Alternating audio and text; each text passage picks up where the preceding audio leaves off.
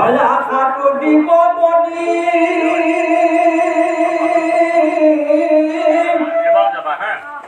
উঠব দেৰা পায়া বেপৰ যেন দুটি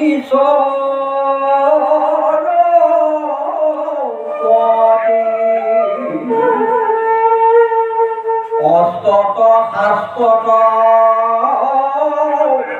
সবাতো পাৰ্গত তোলোক নাহিব পাব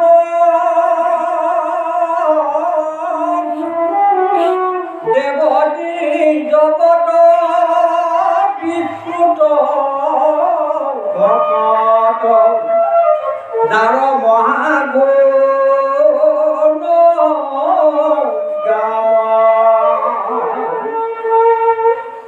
উষাবত দেশ পবিত্ৰ বিশেষ সমানো সাতুতি পৰ তথাতে নগৰী বৰ্ষেশ অমৰাৱতী সম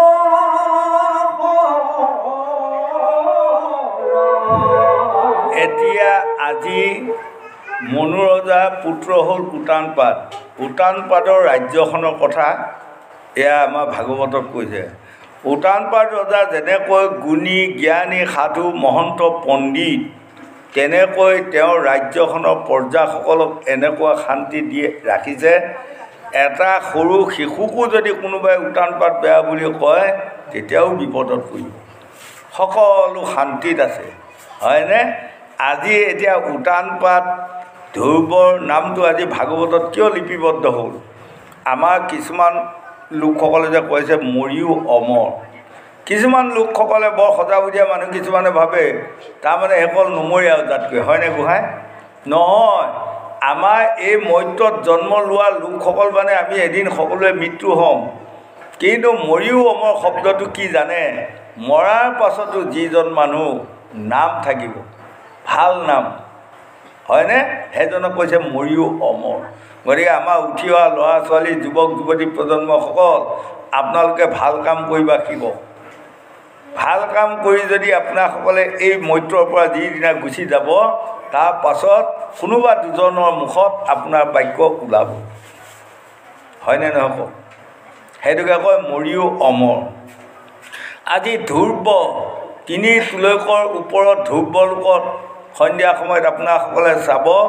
উত্তৰ আৰু পশ্চিমৰ কোণটোত যদি চাই জল জল ফটফট ধুনীয়া এটি তৰা উজ্জ্বল হৈ থাকিব লক্ষ লক্ষ কৌটি কৌটি তৰাৰ মাজত সি জিলিকি থাকে হয় তাৰমানে সেইটোৱে হ'ল ধ্ৰুৱ গতিকে ভাল কাম কৰাৰ কাৰণে আজি ভাগৱতত এইসকলৰ নাম হাজাৰ হাজাৰ বছৰ আগতে মৃত্যু হোৱা লোকসকলৰ নামো আজি ভাগৱতত আছে গতিকে আমাৰ সকলোৱে যদি আমি ভাল কাম কৰি যাওঁ এদিন মৰাৰ পাছতো কোনোবা দুজনৰ মুখত ক'ৰবাত ওলাব অন্য নহয় বহু ৰকমৰ ভাল গুণ আছে নহয়নে বাৰু এতিয়া মন কৰক আমাৰ অঞ্চল আমাৰ ঘৰ আচল মাটিপৰ্বতত ধমটোৰ ৰেল ষ্টেচনৰ লগত তাত এজন মেধি আছিল ভোজ ৰান্ধি ফুৰে খুব ধুনীয়া আমি সৰু সৰুকৈ খাই পাইছোঁ হয় এতিয়া মৰাৰ পাছত আজিলৈ ক'ৰবাত ভোজ হ'লে মানুহ মুখত ওলায় আমুকাহে চালা মেধি আছিল কি ধুনীয়া ৰান্ধি হয়নে গতিকে এই সেইটো বিধাতেও নাম আছে গতিকে আপোনাসকলে যোনে যি বিধা কৰক কোনোবাই মাষ্টৰগিৰি কৰক এনে জ্ঞানী মাষ্টৰ হৈ যাওক এসময়ত আপোনাৰ নাম ওলাই থাকিব হয় কোনোবাই গান বাজনা কৰক ভাল গান বাজনা কৰি মৃত্যু হৈ যাওক এদিন আপোনাৰ নাম ওলাই থাকিব হয়নে কোনোবাই শিক্ষিত হৈ MLA মন্ত্ৰী হৈ যদি ভাল কাম কৰি যায় তাৰো নাম এদিন ওলাই থাকিব হয়নে তাৰ প্ৰমাণ আপোনাসকলে পাইছে গতিকে আজি এই কথাখিনিত আমাক কৈছে উটানপাত ৰজাৰ গুণ গৰিমা তেওঁৰ পুত্ৰ ধ্ৰুৱৰ গুণ গৰিমা গাই কৈ বা লিখি ভাগৱতত পূৰ কৰিব পৰা ক্ষমতা নাই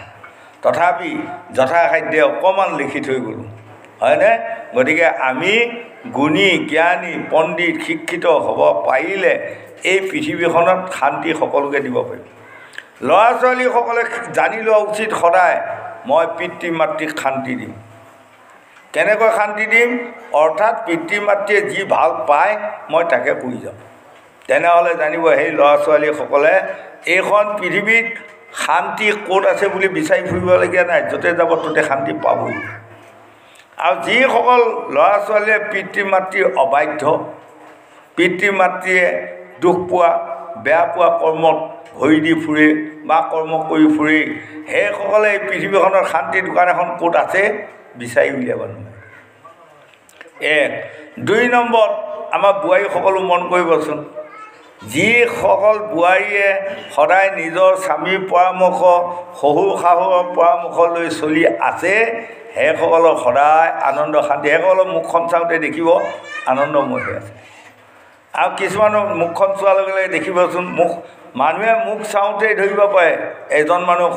অশান্তিত আছে নে শান্তিত আছে। হয়, আমিতো আৰু পাওঁ ক'ব নাপায়, কাৰণ আমি জ্যোতিষী। গতিকে মানুহ মুখখন চোৱাৰ লগে লগে মানুহজন কিমান সুখত শান্তিত আছে নে দুঃচিন্তাত আছে আমি ধৰিব পাৰোঁ, আৰু বহুত লোকে পাৰে। গতিকে সেই লোকসকল আমি সদায় ঈশ্বৰৰ ওচৰত প্ৰাৰ্থনা কৰিব লাগে। কত ভাগ্যে মনুষ্যৰ জন্মটো পালোঁ, নহয়নে? মোক যদি কুকুচিকাল গাহৰি গৰ্ভত জন্ম দিয়া হয়, মই আজি আপোনাসকলৰ পাও ধূলি লোৱা সুবিধাটো পালোঁ হয়নে? নেপাওঁ। হয়, গতিকে প্ৰভু ভগৱতে ইমান মৰম ইমান চেনেহ ইমান আদৰ কৰি মোক মনুষ্য জন্ম দিলে। গতিকে মই ভগৱানে ভালপোৱা কাম কৰি যাব লাগিব, ভগৱতে ভালপোৱা কৰ্মহে মই কৰি যাব লাগিব। এই ধ্যান ধাৰণাটো যিসকলে আনিলে সেইসকলে এইখন পৃথিৱীয়ে নহয়, জন্মে জন্মে য'তে জন্ম পাব ত'তে শান্তি পাব। ভাগৱতে আমাক বুজাই আছে। গংগা যমুনাৰ বেদময় ঢেখাৰ পতন পাতন কৰি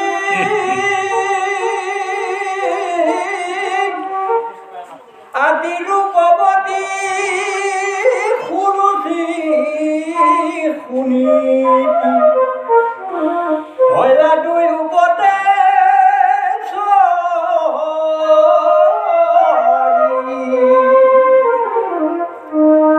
দুয়ো সুচৰিতা গুণে অনিন্দিতা কুঞ্জৰ ৰাজ গমনি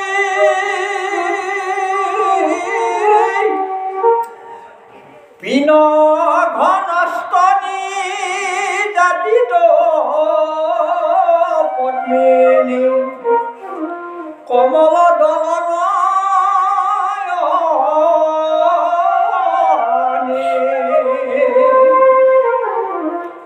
কায় বাইক মনে শয়নে ভোজনে উঠান পাইদলি বদিয়ে সুনীতিত কৰি সুৰুচি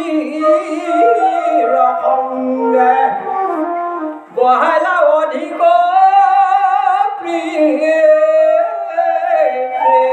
আজি উটানপাৰ ৰজাক দেখুৱাইছে তেওঁৰ দুগৰাকী পত্নী, এগৰাকী নাম হ'ল সুনীতি, এগৰাকী নাম হ'ল সুৰুচি, আৰু দুয়োগৰাকী পত্নী দেখাই শুনাই অপেশ্বৰা ৰূপৱান। কিনুই অপৰূপ কইনা বৰ্ণন যায়, স্বৰ্গ মধ্য পাতালত হেন কইনা নাই। ইমান সুন্দৰী হয়নে? আৰু তেওঁ সদায় কায় মন বাইক এক কৰি শয়নে ভোজনে, অৰ্থাৎ আমি যে কওঁ খাওঁতে শুওঁতে উঠোঁতে বহোঁতে শয়নে সপোনে কাহে হাঁচিয়ে পৰোঁতে পিছলওঁতে হামিয়ে হিকটিয়ে ভগৱন্তৰ নাম লোৱা অভ্যাস কৰা। এই তদুপ এইটো কাৰ আছিল? উটানপাত ৰজা আছিল। হয়নে? আমাৰ ২৪ ঘণ্টাত প্ৰাণবায়ু অপানবায়ু ২১,৬০০ বাৰ অহা যোৱা হৈ আছে। হয়, এই ২১,৬০০ বাৰৰ ভিতৰত যদি আমি ২-এবাৰ তাৰ লগত যদি কৃষ্ণ নামটো পঠিয়াই থকা হয়, তেনেহ'লে মনুষ্য জন্ম সাৰ্থক হ'ব। যদি কেনিবাকৈ 21,624 ঘণ্টাত উহাটো অহা যোৱা হ'ল কিন্তু আপুনি নাম এবাৰো লোৱাই নহয় তেনেহ'লে আপুনি ভোটত হাৰিলে বুলিয়ে লওক এদিন এয়া হিচাপ হ'বগৈ কোনদিনা জানে যিদিনা আমি শেষ বিচনাত পৰিম হয় গোসাঁই সেইদিনা ইয়াৰ বিচাৰ হ'ব গোটেই যোগ বিয়োগ কৰি ফৰ্মুলাখন উলিয়াই মোৰ ওচৰত দাঙি ধৰিব শেষ বিচনাততো আমি সকলোৱে পঢ়িবই লাগিব এদিন কওকচোন কোনোবাই নপঢ়িম বুলি পঢ়িবই লাগিব কোনোবাই এঘণ্টা পঢ়ক কোনোবাই 10 মিনিট পঢ়ক কোনোবাই 3 মাহ পঢ়ক কোনে কেনেকৈ পঢ়ে নাজানিম কিন্তু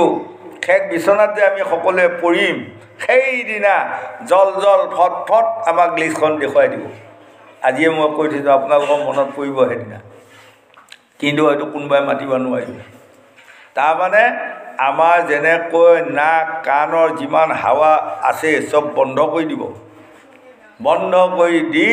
কেৱল নাকৰ নিশ্বাসৰ সৈতে নিশ্বাসটো আনি থাকিব সেই সময়ত লিষ্টখন দেখুৱাব আৰু আজি যে আপোনালোকে মৰিগাঁও ফুলবাৰীত যে এই ভাগৱত শুনি আছে এই আৰু নাম্বাৰ এটাত আপোনালোকে পাব আজি এইখন ভাগৱত শুনাৰ ফলত বহু জন্মত আপোনালোকে ভকতনী সংগ পাব ইয়াৰ প্ৰমাণ আছে কাৰণ আমি আজি আহি থকা নাই হয় মহাপুৰুষ শংকৰদেৱে ভাগৱতৰ তাৎপৰ্যত লিখিছে সত্য যুগে আছিল যত প্ৰাণী কলিত জন্মিব তৈখানি আমি সত্য যুগৰ পৰা আমি আহিয়ে আছোঁ কোনোবা এটা জন্মত ক'ৰবাত অকণমান ভাল কাম কৰাৰ ফলত আকৌ মানুহ জন্ম দিছে আকৌ এইবাৰ যদি আমি মানুহ জন্ম লৈ ভাল কৰ্ম কৰি যাওঁ মানুহ জন্মই দিব বা তাৰো ওপৰত আমি যাব পাৰিম গন্ধৰ্ব লোক বৈকুণ্ঠ লোক ব্ৰহ্মলোক শিৱলোক সূৰ্যলোক চন্দ্ৰলোক ইত্যাদি বহুত লোক আছে গতিকে আমি কুপনটো ল'ব পাৰিব লাগিব বৈকুণ্ঠক যোৱা কুপনটো যদি বৈকুণ্ঠক যোৱা কুপনটো আপুনি ল'ব পাৰে তেনেহ'লে নাভাবিব বৈকুণ্ঠত জাতি অজাতি কোনোবা উচ্চ জাতিয়ে যাব পাৰে কোনোবা নিজ জাতিয়ে যাব নোৱাৰে নহয় চবেই পাৰিব মহাপুৰুষ শংকৰদেৱে ভাগৱতত তাৎপৰ্যত লিখিছে যিটো মহা মেলছ জাতি সিও শুদ্ধ হোৱে আতি মুখে মাত্ৰ হৰি নাম লয় কলিৰ ভয়ত গয়া নামত শৰণ লয়া ৰহিলা সমস্তে ধৰ্মচয় হওক কোনোবা মেলছ হওক কোনোবা চাণ্ডাল প্ৰশ্ন নাই যাৰ মুখত হৰিনাম থাকিব যাৰ চকুত ভকতৰ দৰ্শন থাকিব যাৰ নাকৰ নিশ্বাসত ভকতৰ গোন্ধ থাকিব যাৰ কাণত হৰিনামৰ কথা শুনা অভ্যাস থাকিব সেইসকল মানে হওক নিজ জাতি তথাপি তেওঁলোকে বৈকুণ্ঠৰ আগস্থানত বহিব আমাক বুজালে গংগা যমুনাৰ বেদ মধ্যে খাৰ পতন পাত নগৰী যেনেকৈ গংগা যমুনা যিমান আছে আজি এই উটানপাৰ ৰাজ্যৰ ৰজাৰ মাজেৰে সৈতে সকলো যোৱা অহা কৰি আছে হয়নে গতিকে এইখন জেগা সত্য জেগা আৰু ৰজাও সত্য গতিকে যিসকল ৰজা সত্য তাৰ প্ৰজাসকলে সদায় শান্তিত বসবাস কৰিব পাৰে আৰু যিসকল ৰজাৰ গাত সত্য গুণটো নাই সেইসকল প্ৰজা সদায় চিৰদিন দুখতে যায় এই কথাটো ভাগৱতেও আমাক খকিয়াই দি আছে গোবিন্দ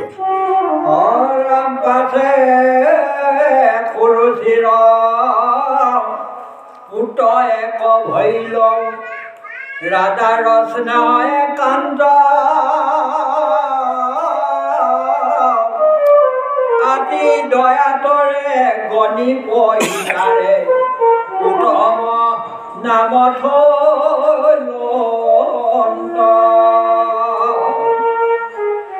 এৰা দুৰ্গা শুনিতি তাহানো নিপতি অপুতয়ে কয় পাদিল সবাংগে সুন্দৰ দেখিনি পবৰ টান ধ্ৰুৱ নাম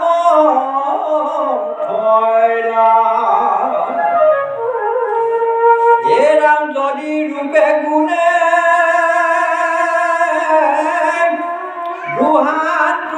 সমান তথাপি ৰাজাৰ মতি পুৰুষিৰ অতি ভয়া অদুভগা ভয় এতিয়া ভাগৱতত এইকণ অকণমান চিধা কৰি দিলে কিয় জানে পুৰাণৰ 10 আধ্যায় আৰু ভাগৱতত 1 আধ্যায় কথাখিনি সামৰি দিয়ে এতিয়া সুনীতিক বিয়া কৰোৱাৰ পাছত সুনীতিৰ ল'ৰা ছোৱালী বা সতি সন্তান নাই সেইকাৰণেহে সুৰুচিক বিয়া কৰিব বাধ্য হ'ল ৰজা আৰু যেতিয়া সুৰুচিৰ এটি ল'ৰা জন্ম হ'ল সেই ল'ৰাটিৰ নাম উত্তম ৰাখিলে আৰু তেতিয়া লাহেকৈ সুৰুচিৰ প্ৰতি ৰজাৰ বেছি মৰম দয়া চেনেহ আহিল সুনীতিৰ প্ৰতি নিদয়া আহিল আৰু সুৰুচিৰ চালাক চতুৰ কৰি কেনেকৈ এওঁক মানে মই ৰাজদৰবাৰৰ পৰা বাহিৰ কৰিম এই চিন্তাৰ সৈতে থাকি নানান ৰকমৰ ৰজাক লগাই যুঁজাই মানে পকাই সকলো পিনে এক কৰি মানে বনবাসত দিয়ালে সুনীতি বনবাসত দিলেগৈ সুনীতি বনত থাকিলে আৰু বনত থকাৰ পাছত বহুদিন গ'ল যোৱাৰ পাছত ঋষিৰ আশ্ৰমৰ ওচৰতে সাধাৰণ এটি আশ্ৰম পাতি ঋষিসকলে দিয়াত এই ঋষি আশ্ৰমতে থাকিব আৰু যেতিয়া উটানপাৰ ৰজা কল্যাণ মৃগ মাৰিব গ'ল যোৱাৰ লগে লগে সন্ধিয়া হোৱাৰ লগে লগে ঘৰলৈ আহিব লাগিছিল কিন্তু বতাহ ধুমুহা মাৰি মৰক যেতিয়া হুলস্থুলৰ পৰিৱেশ হ'ল সৈন্য সমান্তৰ কোনপিনে পলাই গ'ল ঘোঁৰা কোনপিনে গ'ল তাৰ আঁতৰি হেৰাই গ'ল হেৰাই তেওঁ ৰজা জাৰত ভিজি বুৰি গৈ গৈ গৈ গৈ দূৰৰ পৰা দেখিলে এই আশ্ৰমটোতে সোমাব লাগিল পোহৰ দেখিছোঁ এই বুলি যায় আশ্ৰমত সোমালেগৈ সেই ইয়াতে যে তেওঁৰ পত্নী সুনীতি বনবাসত দিয়া আছেই ৰজাইও নাজানে যাই মানে কৈছেগৈ মানে জাৰে শীতে কোন আছা মোক বেগতে যদি একুৰা জুই ধৰি নিদিয়া তেনেহ'লে মই বাচিব নোৱাৰোঁ মই মৃত্যু হ'ম জাৰত মই থাকিব পৰা নাই তেতিয়া সুনীতি ওলাই আহি দেখি তৎক্ষণাত মোৰ আঁৰ কৰি লৈ মস্ত জুই ধৰি দিলে দি ক'লে আহক পঠিক আপুনি জুই পোৱাওক জুই পোৱালে কিন্তু ৰজা পিনে মুখ দিয়া নাই দূৰত আছে তেতিয়া ৰজাই জুই তাপ অকণমান পাই অকণমান আহি পাছৰ পিনৰ পৰা যে সুনীতিক দেখি অন্তত্য ৰূপৱতী নাৰী তুমিতো ইমান ৰূপ যৌৱন ইমান ভৰপূৰ ইমান ৰূপৱতী নাৰী তুমি অকলে যে এই আশ্ৰমত আছা কাৰণটো কি তেতিয়া লাহে লাহে সৰু সৰু মাতৰে সৈতে ক'লে মোক স্বামীয়ে বনবাস দিছে এই লগে লগে উটানপাত ৰজা দেখিছে উটানপাত ৰজা ইমান গুণী জ্ঞানী পণ্ডিতো ভৰি পিছল খাই গ'ল বাক্য পিছল খাই গ'ল হয় তেতিয়া ক'লে কোন এইজন মোৰ ৰাজ্য এখন ৰাজ্য মই ৰজা তাক কালিলৈ ধৰি আনি প্ৰাণদণ্ড দিয়া হ'ব এগৰাকী ইমান সুন্দৰী নাৰী পত্নীক স্বামীয়ে বনৰ মাজত দি ক'ত পালে এইটো বিচাৰ তেনেকুৱা আৰু বহুত কৈ গৈ যাওঁতে যাওঁতে যাওঁতে যাওঁতে সদৌ শেষত লাহেকৈ ইমুখীয়া হৈ উৰণিখন গুচাই ক'লে এয়া মই সুনীতি মহা লজ্জাত পৰি গ'ল ৰজা হয়নে লজ্জাত পৰি ৰাণীৰ ওচৰত ক'লে মই মহা ভুল কৰিলোঁ মই তোমাৰ সতিনীৰ কথাত ভুল গৈ তোমাক মই বনবাস দিছোঁ গতিকে জন্মে জন্মে তুমি মোৰ পত্নী হেন তেন কৰি সেই ৰাতিটো মানে সুনীতিৰ লগত ৰজাই বসবাস কৰিলে আৰু কৈ ক'লে মই আজি যাওঁগৈ এই সৈন্য সমান্ত পঠিয়াই দিম দোলা দি তোমাক দোলাত লৈ সকলোৱে আগবঢ়াই নিব আহি গুচি গ'ল কিন্তু যাই পোৱাৰ লগে লগে গৈ আছিল সেইমতেই গৈ আছিল যাই যেতিয়া সুৰুচিক দেখাৰ লগে লগে তেওঁ সেই মুডটো নাইকিয়া হৈ পাহৰি গ'ল কাৰণ এতিয়া সুনীতিৰ কথা ক'লেও হুলস্থুল আহিব আৰু হয় এই যে ৰাতিটো ৰজাই বসবাস কৰিল সেইদিনাই তেওঁ গৰ্ভত সন্তান থিতি হ'ল সন্তান থিতি হোৱাৰ পাছত ঋষিৰ আশ্ৰমত সেই সন্তান গৰ্ভত লৈ ঋষিৰ আশ্ৰমত সদায় শাস্ত্ৰ ভাগৱত শুনি থকা হ'ল আৰু সেইসকল ঋষি আউল পৈচান ধৰা ক'ৰবাৰ কিবা বা পা পৰিষ্কাৰ কৰা সকলো কৰ্ম সুনীতিয়ে কৰে সকলো ঋষিমুনিসকলে আশীৰ্বাদ দিওঁতেই ভাগৱত শুনি যাওঁতে গৰ্ভত থকা ধ্ৰুৱই 4 বেদ 14 শাস্ত্ৰ 18 পুৰাণত পাৰ্গত হৈ গ'ল হয়নে আৰু এই ঋষি আশ্ৰমতে জন্ম হ'ল তেতিয়ালৈ ৰজা ৰাণী পোৱা নাই ৰজাক পোৱা নাই বা ৰাজ্য পোৱা নাই যাওঁতে যেতিয়া জখাৰটো ডাঙৰ ল'ৰা পোৱালি হ'ল এই ঋষি ল'ৰাসকলৰ লগত ছোৱালীসকলৰ লগত উমলি থাকি নহয় উমলি থাকোঁতে এদিন অলপ ডাঙৰ ঋষি ল'ৰা কেইটামানে উলিয়ালে কি কাৰ বাপেকৰ নাম কি আজি চব নোট কৰিব লাগিব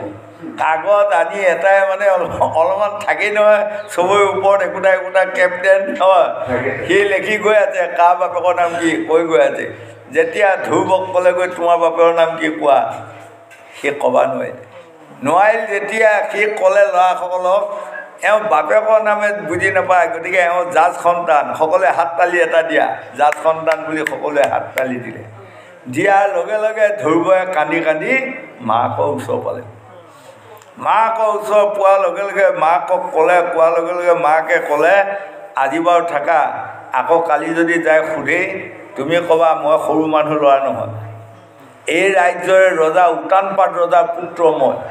বুকু ভিন্দাই ক'বা যোৱা হ'ল তাৰ পাছদিনা আকৌ উমলিবা যোৱাৰ লগে লগে সেইদিনানো উলংগত হৈ যায়নে হয় এটি কাপোৰ আৰু পিন্ধা এটিয়ে বসন বোধ হৈ ভিজালে সি উলংগত হৈ গ'ল তেতিয়া এই সকলোখিনি চাপি ক'লে তুমি ঘৰ পাই আহিছা তোমাৰ বাপেকৰ নামটো এতিয়া আজি ক'ব পাৰিবা কৈছে পাৰিম মই মাইক সুধি আহিছোঁ এইখন ৰাইজৰ ৰজা উটানপাত ৰজা মোৰ পিতৃ ইমান সৰু মানুহ নহয় তাৰ সন্তান মই তেতিয়া আকৌ সকলোকে ক'লে সকলোৱে হাত তালি দিয়া এওঁ বোলে ৰজা পুতে বুজিছা গতিকে লাংটা হৈ ফুৰে এওঁ চবেই হাত তালি এটা দিয়া চবেই যেতিয়া হাত তালি দিলে সেইবাৰ কান্দি আকৌ ঘৰ আশ্ৰমলৈ আহিল সেইবাৰ সুনীতিয়ে দুখৰে সৈতে কাটি তেওঁ চাদৰখন সমানে দীঘলে দুফাল কৰি ছিগি এফাল চুৰিয়া পিন্ধাই দি ক'লে যোৱা দৰমা গুচি গ'ল যোৱাৰ লগে লগে ঋষি ল'ৰা ছোৱালীসকলে মানে কয় যে কথাটো বিশ্বাস কৰিব পৰা নাই তুমি উটানপাতৰ পুত্ৰ হয় কৈছে মায়ে মোক নিজে কৈছে হয় ব'লা তেনেহ'লে প্ৰমাণ কৰোঁ বেছি জেগাটো যাব নালাগে নহয় এইখন কি ফুল পায় নহয় নভেটি মানতে ৰজা ৰাজ কাৰেং আছে ব'লা আজি প্ৰমাণ কৰিম গোটেই জাকো শ ল'ৰা সকলে লগ লাগি ইয়াক আগত লৈ গুচি গৈছে যদি মিছা কোৱা ভাই গৰু পিতন দিয়া হ'ব তোমাক হয়নে আৰু সেই সময়ত ৰাজ কাৰেঙত উটানপাত ৰজাই উত্তমক কোলাত লৈ বাওঁহাতে মানে ৰাণী বহি ৰাজসিংহাত বহি আছে ইতিমধ্যে ল'ৰাসকলে বাটত কৈ গৈ আছে কি যদি তুমি ৰজা পুত্ৰ সঁচা হোৱা যোৱা ভাই যায় ৰাজআসনত বহি আমাক দেখুৱাব লাগিব হয়নে তেতিয়া আমি বিশ্বাস কৰিম এই তেতিয়া ইও মানে সেইমতে সেই দমতে গৈ আছে নহয় যোৱা ভাই গ'লগৈ যোৱাৰ লগে লগে মানে যেতিয়া ওচৰ পালেগৈ এই ৰাণী থিয় হৈ সুৰুচিয়ে সাউতকৈ এনেকৈ ধৰিলে ৰ'বা তুমি ক'ত আহিছা কৈছে মই ৰাজআসনত বহিব আহিছোঁ ৰাজআসনত বহিব আহিছা তুমি ক'ৰ পৰা আহিছা কৈছে মই সুনীতিৰ পুত্ৰ মই ঋষি আশ্ৰমত থাকোঁ সুনীতিৰ পুত্ৰ আৰু পিতৃ তোমাৰ কোন কৈছে উটানপাত ৰজা কোনে ক'লে তোমাক মোৰ মাতৃয়ে ক'লে তুমি বনৰ মাজত আছা তোমাৰ মাতৃয়ে কাৰ সন্তান তুলি দি তোমাক মানে ৰজা কৰিব ৰাজআসনক পঠিয়াই দিছে তুমি এগৰাকী বেইচাৰ সন্তান হৈ তুমি ৰজাৰ ওচৰত আহিছা বুলি তাৰ পৰা গতিয়াই দীঘল খুৱাই পেলাই দিয়ে হয়নে এই গোটেই ল'ৰাসোপাই চাই আছে থাকিয়ে সেই নহ'ল তাৰপাছত কৈছে এইখন ৰাজআসনত বহিবলগীয়া হ'লে এই মূৰ্খ অজ্ঞানী ল'ৰা তুমি বনৰ মাজত যাবা বনৰ মাজত যাই হৰিক আৰাধনা কৰিবা আৰাধনা কৰি এই দেহটো ত্যাগ দিবা ত্যাগ দি তোমাৰ প্ৰাণটো মানে জীৱটো আহি মোৰ গৰ্ভত জন্ম ল'ব লাগিব তেতিয়া তুমি ৰাজআসনত বহিব পাৰিবা যোৱা একদম গতিয়াই ঢেকীয়াই বাঢ়ি কৰি দিলে তেতিয়া কান্দি গুচি আহিলে হয় এই ঘৰত যাই তাৰমানে তাৰ চিন্তা আহি গ'ল মই বনৰ মাজত যাব লাগিব বনৰ মাজত যাই হৰিক আৰাধনা কৰি দেহ ত্যাগ কৰিব লাগিব তাৰপাছত যাই তাই গৰ্ভত জন্ম ল'ব লাগিব তেতিয়াহে মই ৰাজআসনত বহিব পাৰিম এইটো কথাই চিন্তা আহি আছে থাকি থাকি মই চমুতে দিলোঁ বহুত কথা বাৰু সিমানে যোৱা নাই এই ৰাতি দভাগ ৰাতি যেতিয়া সি এই কথাটোৱে তাৰ মানে বিলত চট খাই আছে লাগি মাকক চালে ভৰ টোপনিত পৰিল এই তেতিয়াই তাৰ পৰা উঠি বনৰ মাজত গুচি গ'ল গ'ল গ'ল গ'ল গ'ল আৰু মাকে নাজানিলে বনৰ মাজত কি ধৰণে কি হ'ব এই কথাখিনি আজি ইয়াত ক'ব আপোনালোকে পাব গতিকে সেই লোকসকল অসৎ ভাৱেদি আপোনাৰসকলে কাকো নিন্দা নকৰিব এই যে শাস্ত্ৰই কয় গুৰ মাৰি গংগাত পেলাই দিয়া হয়নে ধ্ৰুৱক যদি মৰম আদৰ কৰি যদি ৰাখিলে হয় কি জানি হয়তো ধ্ৰুৱই ৰাজচিতটো নাপায় তেওঁ পুত্ৰহে ৰাজচিত পালে হয় কিন্তু যে এই আখৰ ডাঙৰ কথা কৈ পেলাই গটিয়াই পেলাই দিলে বা পঠিয়াই দিলে সেই মিটাৰত লাগি বা বেইনত চট খাই সি হৰিক আৰাধনা কৰি ছমাহত হৰিক লাভ কৰি পুনৰ আহি এতিয়া ৰজা হ'ব এই কথাখিনিকে আজি ভাগৱতে আমাক বুজাই ক'ব গতিকে ইয়াৰ পৰা আমাক জ্ঞান দিলে আমি কাকো